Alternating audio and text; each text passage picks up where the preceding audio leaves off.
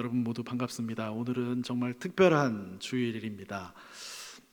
하나님의 백성으로 세상을 살아가는 우리가 이 모세골 공동체 교회의 가족이라고 하는 이름으로 하나가 되어서 하나님을 예배하고 또 주의 만찬을 나누고 또 식탁을 함께하고 음악과 함께 친교를 갖는 뜻깊은 주일입니다.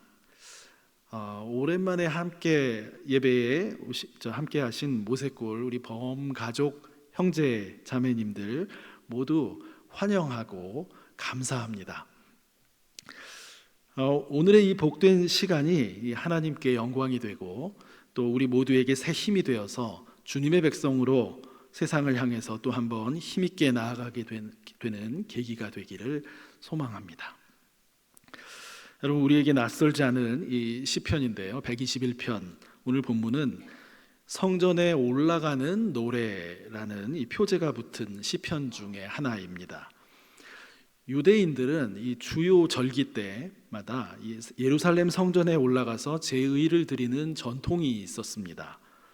그래서 각 지방에서 모여든 이 신실한 신자들이 예루살렘 성전을 향해서 올라가면서 이 시편으로 찬양과 기도를 드리곤 했음을 우리가 짐작할 수 있습니다. 이 시편을 가만히 보시면 눈에 띄는 특징이 하나가 있습니다.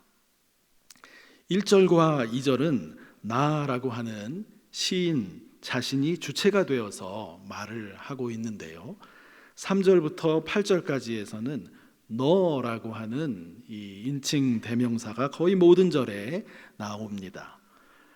제3자가 시인을 너라고 부르면서 1절과 2절에 나타나는 시인의 질문과 자기 고백에 대해서 화답해주는 그런 형식을 취하고 있는 점입니다. 이 화답의 내용은 함께 순례 중인 이 시인의 동료 형제 자매나 제사장의 말로 이해될 수도 있고요, 동시에 그들의 입을 통해서 전해지는 하나님의 말씀이라고 생각할 수 있습니다.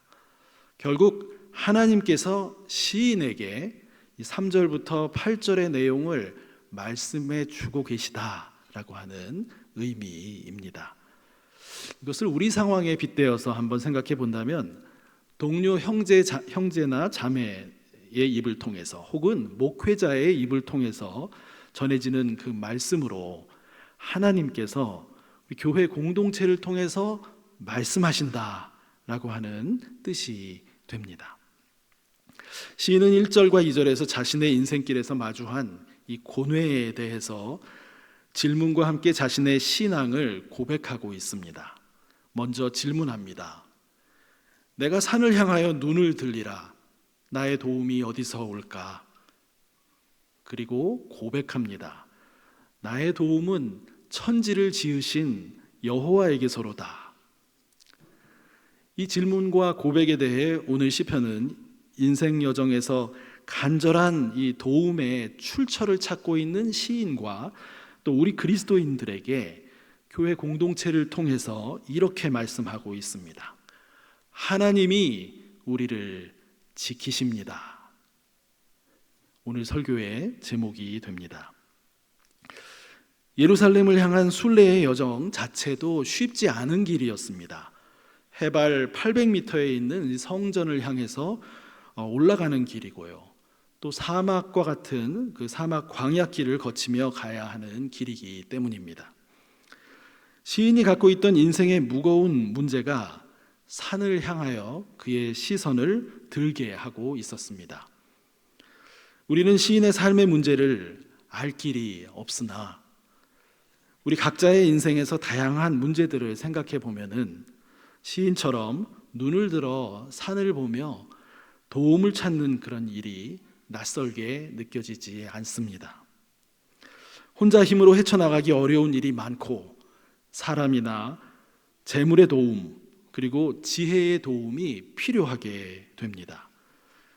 우리는 각자 이 생의 무거운 짐을 지고 인생이라고 하는 순례의 길을 가고 있기 때문입니다. 1절에서 말씀하는 이 산은 이런 고뇌와 짐의 크기를 상징하면서도 그 너머를 바라보며 도움을 찾고 있는 시인의 시선을 가리키고 있습니다. 우리는 먼저 시인이 찾고 있는 이 도움은 세상의 성공과 출세, 또 영광을 위해서 필요한 그런 도움이 아니라는 것을 짚고 나아갈 필요가 있습니다. 만일 시인이 그런 도움을 구하고 찾고 있는 것이라면은 그 도움이 천지를 지으신 번역으로는 지금도 짓고 계신, 지금도 창조하고 계신, 이런 의미가 정확한 번역인데요. 천지를 지으신 이 하나님에게서 그 도움이 온다라고 하는 고백은 하나님의 성품을 의심케 할 수밖에 없습니다. 인간의 필요에 맞는 도움을 맞춤형으로 주는 그 하나님은 인간의 세속적 야망에 영합하는 이방신의 모습에 불과하기 때문입니다. 시인이 찾고 있는 것은 그런 유형의 도움이 아닙니다. 하나님의 백성이 세상 속에서 구별되게 살기 위해서 부딪히는 어려움은 너무 많습니다. 선한 길, 정의와 사랑의 길, 하나님과 함께하는 겸손의 길을 걷고자 하지만 여러 난관과 자신의 부족함에 부딪힐 수밖에 없는 이 현실에서 도움을 찾지 않을 수 없습니다. 예루살렘 성전을 향해 순례길을 걷는 이 하나님 백성의 마음이 그러했을 것입니다. 이 하나님 백성 가운데에는 어린이와 청소년들도 있습니다. 바르고 건강한 품성으로 자라가며 각자의 재능과 은사를 발견해 나가는 중요한 시기입니다. 이 시기를 어린이답게 청소년답게 향유하며 지낼 수 있도록 도우시는 하나님의 은혜가 필요합니다. 청년들에게도 세상의 소리가 거칠게 들려오지만 지혜와 용기로 거기에 물들지 않으며 헤쳐나가기 위한 도움, 하나님의 도움이 필요합니다. 가정과 일터에서 점점 중한 책임을 갖게 되는 중장년의 삶에도, 그리고 하나님의 부르심의 시간이 점점 가까워지는 것을 느끼는 노년의 시기에도 하나님의 부르심, 하나님의 도우심은 꼭 필요합니다. 문제는 이 하나님의 도우심이 어떤 성격의 도우심인가 하는 것입니다. 시편 121편의 3절에서 8절 말씀에서 우리는 이 도우심의 성격과 내용을 발견하게 됩니다. 이 도우심은 3절에서 8절까지 반복적으로 나타나는 지키신다라고 하는 히브리어 샤마르 단어로 표현되고 있습니다. 하나님이 지키신다라고 하는 말은 한번 도와주시고 끝내버리신다라는 뜻이 아닙니다. 히브리어 원문에는 지속해서 계속 지켜주신다라는 뜻이 담겨 있습니다. 오늘 본문에 나타나는 이 지키신다라는 히브리어가 두 종류로 나타나는데요. 계속해서 지키신다라는 것과 또 하나는, 또 다른 유형은 앞으로도 그렇게 하실 것이다, 앞으로도 지키실 것이다 라고 하는 그런 앞으로의 일을 하나님께서 약속의 의미를 담아 말씀해 주고 있는 것이 오늘 본문에 나옵니다. 그러므로 하나님의 백성은 지금까지 어디까지 우리가 살아왔든지 그 지금까지 살아온 길에서 돌아온 삶을 뒤돌아보면서 하나님의 도우심을 발견하고 인정하며 그로 인해서 감사하는 사람들이 하나님의 백성입니다. 어린이와 청소년기 때는 부모님과 교회 학교 선생님에게 배운 대로 그대로 따라서 하나님 감사합니다, 감사합니다 이렇게 말하게 되는 것이 보통 일반적인 믿음의 가정의 우리 어린이와 청소년들의 모습입니다. 아주 순수하고 때묻지 않은 감사로 말하는 믿음의 표현들입니다. 청년기쯤 되면 하나님의 도우심과 지키심이 자기 삶에 어떻게 나타났는가, 일어났는가 하는 것이 좀 더 분명하게 또 객관적으로 보이기 시작합니다. 그래서 그것을 인정하며 감사할 수 있습니다. 이렇게 하나님의 도우심과 지키심에 대한 발견과 인정, 또 감사가 반복되는 우리의 인생 길에서 계속 믿음을 지켜 나아가게 되면 중장년을 거쳐 노년에 이르게 될 때 점점 성숙한 신앙의 인격으로 변모해 가게 됩니다. 우리 하나님의 백성도 똑같이 세상적인 성공과 성취, 또 부와 명예의 획득이라고 하는 자연스러운 인간의 욕구를 추구하게 되지만 그 과정에서 갈등, 고민, 또 조정, 수정, 포기와 결단의 시간을 마주하게 됩니다. 물질적이고 정신적이고 영적인 어려움을 겪으며 이 본문의 시인처럼 산을 향하여 눈을 들게 됩니다. 도움의 필요를 절감하며 찾게 되는 시간입니다. 하나님의 도우심을 간절히 바라는 하나님 백성에게 하나님께서는 오늘 본문 3절과 4절, 5절과 6절, 7절과 8절에서 세 단계로 점차 커지는 듯한 이 도우심을 제공해 주십니다. 우리는 이 시편을 읽을 때 1절과 2절의 시인의 물음에 대한 3절과 4절의 답변, 그리고 다시 1절과 2절의 물음에 대한 5절과 6절의 답변, 그리고 끝으로 1, 2절의 물음에 대한 7, 8절의 답변으로 읽으면서 이 하나님이 시편이 말씀하는 하나님의 그 백성을 지키시는 은혜를 깊이 경험할 수 있습니다. 그리고 지키시는 하나님에 대한 신뢰와 사랑이 커지게 됩니다. 먼저 3절에서 실족하게 하지 않으신다라고 하는 말은 우리의 발이 흔들리지 않게 하신다라고 하는 뜻입니다. 하나님은 순례의 여정 중에 있는 그 백성의 발걸음을 견고하게 세우신다라고 하는 의미입니다. 우리가 추구하던 일이 세상적인 야망과 개인적인 영화를 목적으로 가던 길이었던 것을 아차 하면서 깨닫게 될 때, 그때 그 길이 막힌 것에 좌절하고 낙심하지 않을 수 있습니다. 길이 막힌 것이 곧 실패가 아니라 하나님이 방향을 다시 잡아주시는 표지판일 수 있기 때문입니다. 오히려 그 일로 인해 하나님과 나의 관계는 더욱 분명해지고 견고하게 세워지면서 화려하지는 않더라도 더 멋진 길을 주님의 인도를 따라 나아갈 수 있게 됩니다. 4절의 말씀은 개인을 넘어서 공동체도 하나님께서 지키시고 보호해 주심을 말씀하고 있습니다. 우리 모세골 공동체 교회도 다른 누가 아닌 하나님이 도우시고 살피시고 지켜주시는 것입니다. 이렇게 3절과 4절의 답변은 세상의 다른 어떤 신들과 달리 하나님은 언제나 쉼 없이 지키시고 보호하시며 함께 하시는 분이심을 말해줍니다. 그 다음으로 5절과 6절의 답변을 보면 역시 너를 지키시는 분이 하나님이시다라고 강조합니다. 이 순례 여정에 있는 순례자는 질문할 수 있습니다. 저의 무엇을 지켜주십니까, 하나님? 재산인가요? 명예? 지위인가요? 권력인가요? 체면입니까? 저의 가족을 지켜주시나요? 저의 자녀의 성공을 지켜주시나요? 믿음의 공동체의 입으로 들려주시는, 그리고 하나님께서 그들을 통해 주시는 답변은 이렇습니다. 아니다. 내가 너를 지킨다. 너를 지킨다.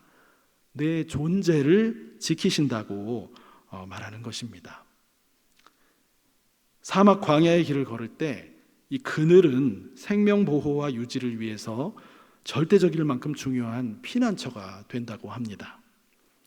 오른쪽에서 내 그늘이 되신다라고 하는 가장 신뢰할 만한 피난처로 함께 하신다라는 은혜의 약속을 주십니다. 또 사막 광야에서 낮의 해는 위협적이고 살인적이기까지 합니다. 또 밤은, 특별히 고대 시대의 밤은 오늘같이 전기도 있지 않은 그 시대의 밤은 공포와 두려움의 시간입니다. 그러나 이러한 신체와 또 마음에 대한 이 모든 위협이 너를 해하거나 상하게 하지 않겠다 하고 약속하십니다. 존재 전체를 지킨다. 그것이 바로 너를 지킨다는 것의 의미입니다. 끝으로 7절과 8절의 답변에서 모든 환난을 면케하신다라는 말씀은 모든 악의 위협에서 건져주신다라고 하는 뜻이 됩니다. 세상 성공과 영광을 추구하다가 악에 빠져드는 것만큼 허무하고 헛된 것이 없습니다. 최근에도 신문과 뉴스에서 이런 유형으로 몰락한 이들의 모습을 우리는 어렵지 않게 볼 수 있습니다. 하나님의 백성은 악에 빠지기 전에 돌이켜야 하는데 우리를 지키시는 하나님께서 그렇게 인도하신다라고 하는 의미가 됩니다. 그러기 위해서는 하나님과의 친밀한 관계 속에 잘 분별하며 살아가는 일이 중요하게 되는 것이죠. 이어서 시인은 내 영혼을 지키실 것이다 라고 말씀하고 있습니다. 내 생명을 지키실 것이다 라고 하는 말씀이시죠. 우리는 부유해서 혹은 높은 지위에 있어서 안전한 것이 아닙니다. 하나님과 사귐의 삶을 살며 존재적으로 하나님과 연결되어 있기 때문에 안전합니다. 그런 하나님께서 약속을 하십니다. 내가 어디에서 살아가든지 그 장소를 초월하여 함께 하시며 영원까지 지키시겠다고 말씀하십니다. 우리가 3절부터 8절까지 그 답변의 말씀을 다시 한번 생각해 보면요, 3, 4절은 항상 함께 하시는 하나님께서 어떤 상황에서도 우리의 발걸음이 흔들리지 않도록, 존재가 흔들리지 않도록 견고히 지켜주심을 말씀하고요, 5절과 6절은 순례의 여정에 이 낮과 밤의 실질적인 위협들, 특별히 우리 신체와 마음에 깃드는 그 위협이 있지만 하나님은 우리의 몸도 마음도 지키고 보호하신다고 말씀하십니다. 7절과 8절에서는 하나님이 너를 지키는 것은 외면적 성공이나 세상 영광을 위해서가 아니라 내가 하는 모든 일에서 악에 빠지지 않도록 우리를 도우신다라는 것이고요, 결국 내 영혼을 살피시며 지키신다라는 것을 말씀합니다. 어디에 있든지 영원토록 그렇게 하시겠다라고 하는 희망을 주시는 약속입니다. 그래서 1, 2절의 질문과 이 3, 4절의 답변, 또 5, 6절, 7, 8절의 답변을 순차적으로 노래하며 기도하며 이 순례의 길을 걸어가는 순례자의 모습을 우리는 상상해 볼 수 있습니다. 예루살렘 성전을 향해서 그렇게 걸어가는 순례자의 모습이죠. 여러분, 예수님을 이 순례자 중에 대표적인 분으로 생각해 보신 적이 있으십니까? 예수님은 평소에도 시편으로 기도하기를 자주 하셨습니다. 중요한 순간마다 시편의 언어로 말씀하시고 기도하셨던 흔적이 복음서에 자주 나타납니다. 독일의 신학자이자 목회자인 디트리히 본 회퍼는 시편은 예수 그리스도의 기도라고 말합니다. 시편 기자에게 영감을 준 것도 그리스도의 영이며 이 모든 시편을 나의 기도로 기도할 수 있는 분은 그리스도 한 분이시고, 또한 그리스도를 믿는 이 믿음의 공동체가 이 시편을 기도할 수 있다라고 말합니다. 예수님께서 예루살렘 성전으로 올라가시며 시편 121편으로 기도하시는 모습을 한번 상상해 보시기 바랍니다.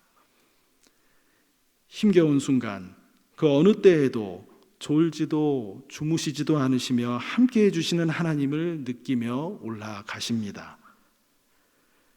고난의 상황에도 불구하고 하나님과의 친밀한 교제 속에 내면이 통합되고 발걸음이 견고해짐을 느끼십니다. 그늘에서 쉬며 햇빛을 피할 때, 밤의 공포 속에서도 마음의 평온을 느낄 때, 예수님은 하나님을 더욱 사랑하고 신뢰하게 되셨을 것입니다. 예수님을 향한 모든 악의 공격이 있었지만 그 악에 빠지지 않도록 붙잡아 주시는 하나님을 꼭 붙잡으십니다. 하나님과 친밀한 교제 속에서 예수님의 영혼, 즉 생명을 지키시고 보호해 주시는 하나님을 신뢰하셨습니다. 그리고 예수님의 고유한 사명의 길을 하나님과 함께 끝까지 걸어가셨습니다. 그 결과는 저와 여러분이 지금 누리고 있는 성령 안에서의 기쁨, 자유, 감사의 삶이고요, 또 온 창조 세계를 새롭게 하시는 길을 여신 일이었습니다. 여러분, 우리는 우리 각자의 인생의 길을 걸어갑니다. 그러나 혼자 걸어가는 것이 아닙니다. 이 순례의 여정에 하나님이 함께 하시며 도움을 주십니다. 그 하나님을 알고 그분과 교제의 삶을 사는 길은 예수 그리스도를 통해 열려졌고 지금도 계속 예수 그리스도를 통해 열려집니다. 이미 이 길에 들어선 우리들은 이 자체로 정말 복된 사람들입니다. 이 시작된 주님과의 교제와 사귐의 삶을 놓치지 말아야 합니다. 이 하나님과 존재적인 면에서의 관계성이 튼실해지도록 우리 신앙생활의 방향을 그쪽으로 잡으며 부단히 나아가야 합니다. 오늘 이 자리에 함께 하신 사랑하는 모세골 공동체 교회 형제 자매 여러분, 우리 하나님의 도우심을 구하며 그분과 인격적이고 또 친밀한 교제 속에 살아가는 은혜가 우리 가운데 더욱 가득하게 되기를 소망합니다. 우리가 어디에서 살든 어떤 길을 걷든 하나님은 그 길에 함께 하시며 그 백성을, 우리를 지키십니다. 우리의 소유나 성취가 아니라 우리 존재를 지키십니다. 흔들릴 때마다 그분이 우리의 그늘이 되어 주십니다. 이 믿음으로 한 주를, 또 우리의 인생길을 걸어가시는 형제자매님 모두에게 우리 주님의 평화가 가득 임하게 되시기를 바랍니다. 하나님이 우리를 지키십니다. 아멘. 이 시간 우리 주신 말씀을 생각하시면서 잠시 동안 우리 침묵으로 기도한 후에 제가 마침 기도하겠습니다.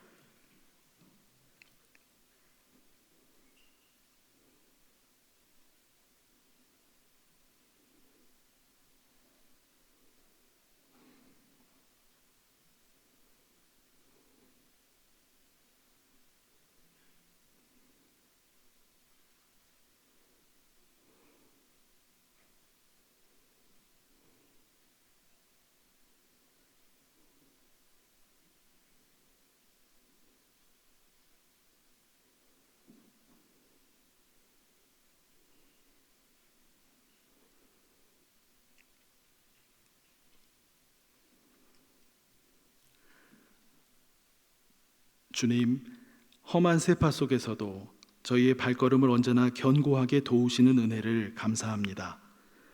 낮밤으로 위협받는 일상 속에서도 언제나 그늘을 제공해 주시고 우리 마음을 강건케 회복시켜 주시는 분이 주님이심을 저희가 민감하게 깨닫도록 도와주십시오.